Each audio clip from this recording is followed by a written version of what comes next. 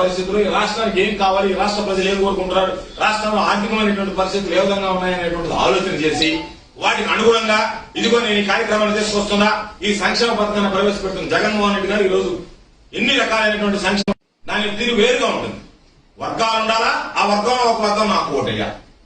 నువ్వు ఏ రోజైనా సరే అధికారం కోసం పనిచేసావా, ఆదాయం కోసం పనిచేసావా?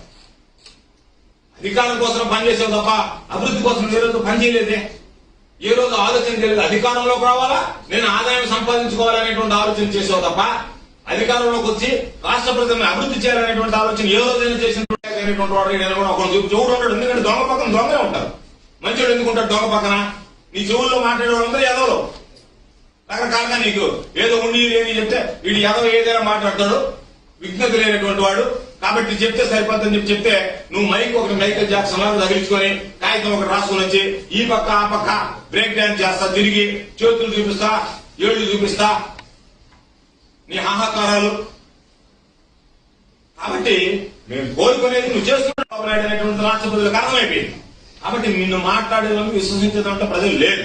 కాబట్టి దీన్ని దృష్టిలో పెట్టుకుని మేము నువ్వు జరిగినటువంటి సమావేశంలో మాట్లాడినటువంటి వ్యాఖ్యలను ఖండిస్తున్నాం. ముఖ్యమంత్రి గారి మీద నువ్వు చేసినటువంటి వ్యాఖ్యలు ఏదైతే ఉందో వాటిని ఉపసంహరించుకోవాలని కూడా నువ్వు సిద్ధమా అని నేను ప్రశ్నిస్తున్నాను. సార్, నిన్న చంద్రబాబు గారు మాట్లాడుతూ మాట తప్పను మడంతటువంటి జగన్మోహన్ రెడ్డి సిపిఎస్ పట్ల, మద్యం విధానం పట్ల, అంటే మద్యం లేనిటువంటి తర్వాతనే నేను ఓటు అడుగుతున్నారు అని ఈ రోజు నీతిహీనుడు చంద్రబాబు. 600 హామీలు ఇచ్చినటువంటి చంద్రబాబు తాను 1-2 హామీలు కూడా అమలు చేయలే. జగన్మోహన్ రెడ్డి గారు ఇచ్చినటువంటి హామీలు అన్ని అమలు చేస్తే అమలు కానటువంటి 1-2 హామీల గురించి ఏదో హామీ ఇచ్చాం. అప్పుడు ఇచ్చినప్పుడు దానికి సంబంధించినటువంటి సమస్యలు ఉంటే జగన్మోహన్ రెడ్డి గారు క్లియర్గా చెప్పాడు, వాటి గురించి వివరించాడు. ఏ కారణం వల్ల ఇవ్వలేకపోతున్నాం. అందుకే మేము ఇప్పుడు 100% అని చెప్పలేదే, 99% చేసాం. సంక్షేమ పథకాలు అన్ని చెప్పినటువంటి విధంగా అందించాము. కాబట్టి ఎంతసేపటికి చంద్రబాబుకి తాను ఎక్కొట్టిపోయినటువంటిది కనిపించడంలే. చెప్పు, ఇది కూడా చెప్పు. ఇదిగో నేను 600 హామీలు ఇచ్చా, 6 కూడా అమలు చేయలేకపోయా. జగన్మోహన్ రెడ్డి గారు 600 హామీలు ఇచ్చాడు, 2 అమలు చేయలేకపోయా. అదే బహిరంగంగా చెప్పు. నువ్వు జగన్మోహన్ రెడ్డి గారు చేయలేకపోయినటువంటి హామీలు గుర్తిస్తానన్నా ఇవ్వలేదు చెప్పు అన్నమాట. ఎక్కడన్నా ఆ మాట గురించి మాట్లాడుతున్నావా? అన్ని నిలబెట్టుకున్నా, అన్ని హామీలు నిలబెడితే నేను ఎందుకు మామూలుగా తరిగి కొట్టారు రాష్ట్ర ప్రజలు.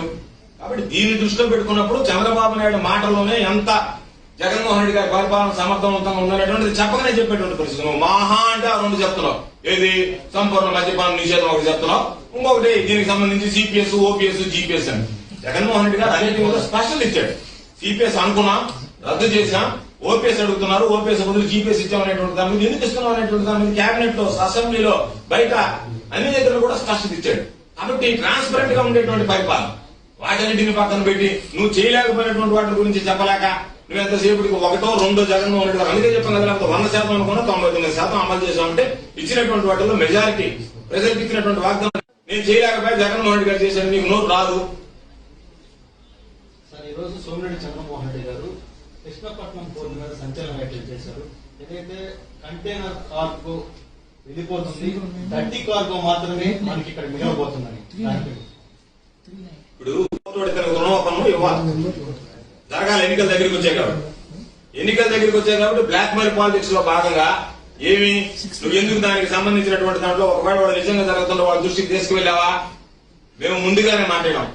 మొత్తం కూడా ఒక్కసారి తీయడం లేదు. ఆపరేషన్ సంబంధించి వెసల్స్